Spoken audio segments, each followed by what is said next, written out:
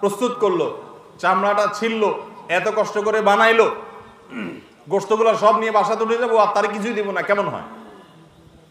দেখতে মনে হচ্ছে এটা অমানবিক না? আসলে কাহিনী ভিন্ন। কাহিনী কি? কাহিনী হলো কোরবানির পশু আমরা যখন জবাই করলাম বিসমিল্লাহ আল্লাহু আকবার আল্লাহুম্মা মিনকা ওয়ালাক, এটা যখন জবাই করলাম আল্লাহর নামে, তখন এই পশু আল্লাহর নামে জবে হয়ে গেছে। এটা মূলত যেটা বললাম গরিব দুঃখীকে দেওয়ার কথা। কারণ আমরা যখন যাকাত দেই, সাদাকা দেই, তখন কি ওটা নিজে খাইতে পারি? আর তাহলে কোরবানির গোশত তো খাইতে পারার কথা না, কিন্তু আমরা খাইতে পারতেছি কেন?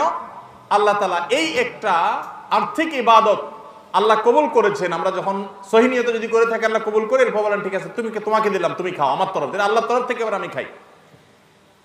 তো এই কোরবানির গোশত এটা বিক্রি করা জায়েজ আছে না জায়েজ নাই? না জায়েজ। কেন জায়েজ নাই? কারণ এটা তো ওই যে আল্লাহ আমাকে হাদিয়া দিয়েছেন গ্রহণ করার জন্য, আল্লাহর নামে দিয়ে দিয়েছে, এটা আমি বিক্রি করার সুযোগ নাই। এখন কসাইকে যদি আমি গোশত দেই পারিশ্রমিক হিসাবে, তাহলে এটা একরকম বিক্রি করার মতো হয়। কিভাবে? তিনি কষ্ট করেছেন, তাকে তার বিনিময় দিলাম, তাহলে বিক্রি করার মতোই হলো। আমি গোশতটা তাকে একটা বিনিময় নিয়ে দিলাম, গোশত দিয়ে টাকা নিলাম, বিক্রি করা এটা, এখানে গোশত দিয়ে শ্রম দিলাম, একই জিনিস। এই জন্য এটা জায়েজ নাই। তাহলে কি করবেন? কসাইকে তার ন্যায্য মূল্য দিবেন। একটা গরু বানানোর জন্য যা লাগে তা পুরাটা দিবেন এবং আগে ভাগে এগুলো চুকায় নিবেন। মুশকিল হলো কসাইরা জানে যে একটা গরু বানাইতে হয়তো বাজার দর অনুযায়ী সে 10,000 টাকা নিত, এখন সে 8,000 রাজি হয়ে গেছে। কেন 8,000 রাজি হয়ে গেছে? কারণ সে জানে তার সাথে আরো যে 3জন 4জন থাকবে, সবাইরে আপনি কমপক্ষে এই 4 জনকে যদি 2 কেজি করে বা 3 কেজি করে গোশত দেন, তাহলে 3 4 12 কেজি হবে। তো 12 কেজি গোশতের বাজারের দাম কত?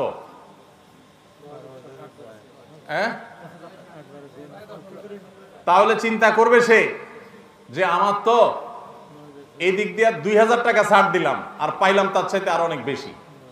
এই জন্য কসাই কম টাকা রাজি হয়ে যাবে। কসাইকে এই জন্য আগে ভাগে বলে দিবেন, শুনেন, কথা শুনেন ভালো করে, গোশত কিন্তু আপনাকে এক পিছু দেব না, আপনি কত নিবেন সেটা আপনি চুকান, আমার খাটলে নেব, না হলে অন্য কসাইয়ের সাথে আলাপ করবো, কিন্তু আগে মাথায় এটা রাখেন আপনারা কিন্তু আমি গোশত দেব না, টাকা যা নেওয়ার নিবেন। নবী করিম সাল্লাল্লাহু আলাইহি সাল্লাম আলী রাদিয়াল্লাহু তাআলাকে এটা বলে দিয়েছেন, কোরবানি করার সময় বলে দিয়েছেন, দেখো কসাইকে কিন্তু কোরবানির গোশত দিবা না।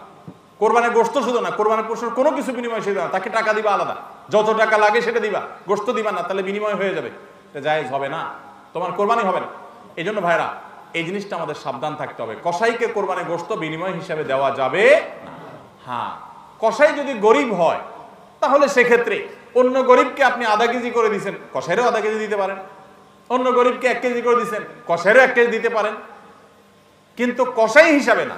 সেটা হলো তিনি যদি কসাইগিরি নাও করতেন তারপরও আপনি তাকে দিতেন যদ্দুর অদ্দুর দিবেন। এর বেশি যদি আপনি দেন এবং সেটা যদি বিনিময় হিসাবে দেন তাহলে কি হবে না? জায়েজ হবে না। এই একটা মাসআলা না জানার কারণে আমাদের অনেকের কোরবানি এটা নিয়ে টানাটানি দেখা দেয়। নাম্বার 3 এবং শেষ পয়েন্ট হলো কোরবানির পশুর গোশত, এটা আপনি আহরণ করতে গিয়ে মাথায় রাখবেন যে কোরবানির পশুর রক্ত, বুড়ির ময়লা, এগুলো যেন আশপাশের পরিবেশটা নষ্ট না করে। আমরা অনেক সময় দেখি কোরবানির ঈদের 2 দিন 4 দিন 5 দিন পর পর্যন্ত রাস্তাঘাট দিয়ে চলা যায় না দুর্গন্ধের চোটে, ঠিক না ঠিক? এবং কোরবানির মৌসুমে প্রায় বিভিন্ন বছরে দেখি আমরা বন্যা হয়, এই ময়লাগুলো পানির সাথে বিভিন্ন জায়গায় ছড়ায় পড়ে।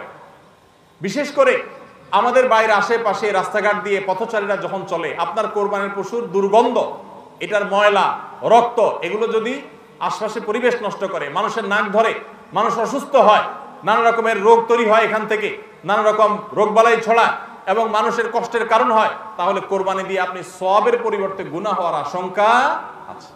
এই জন্য নিজ দায়িত্বে আমার পশুর কোরবানির রক্ত গর্ত করে এমন ভাবে কোরবানি করব যে সব গর্তে চলে যাবে এবং মাটি চাপা দিয়ে দিব এবং পানি দিয়ে এমন ভাবে পরিষ্কার করে দিব, ব্লিচিং পাউডার ইত্যাদি দিয়ে এমন ভাবে পরিষ্কার করব যাতে করে আশপাশে কোনো মানুষের কষ্ট না হয়। অনেকে আছেন কোরবানির বুড়ি ময়লাগুলা যেখানে সেখানে ফেলে দিয়ে রাস্তার পাশে উনি বুড়িটা নিয়ে চলে গেছেন। এটা কোনো ভালো মুসলমানের কাজ না, এটা ফাসিক মানুষের কাজ। নবী করিম সাল্লাল্লাহু আলাইহি সাল্লাম ঈমানের শাখা বলতে গিয়ে বলেছেন ইমাতাতুল আযা আনিত তরিক, ঈমানের একটা শাখা হলো রাস্তায় এমন কিছু যদি কেউ কষ্ট ফেলে রাখে যেটাতে আরেকজনের কষ্ট হয় সেটা আপনি আরেকজন ফেললে আপনি সরাই দিবেন, এটা হলো ঈমানের দাবি। আর আপনি নিজে যদি ফালান সেই জিনিসটা, যে জিনিসটা মানুষের কষ্ট হয়, তাহলে এটা তো কুফরির অঙ্গ হবে। কথা কি বুঝাতে পারছি? আমরা অনেকে কোরবানি করি কিন্তু এই জিনিসগুলো খেয়াল করি না, যে আমার কোরবানিটাকে অনর্থক করে দিতে পারে, অর্থহীন করে দিতে পারে, সওয়াবের পরিবর্তে গুনাহ হতে পারে। এই জন্য কোরবানি পশুর রক্ত, ময়লা, বুড়ির ময়লা, এই সবগুলোকে আমরা নিজ দায়িত্বে একেবারে পরিষ্কার করে রাখবো। মনে থাকবে তো ইনশাআল্লাহ?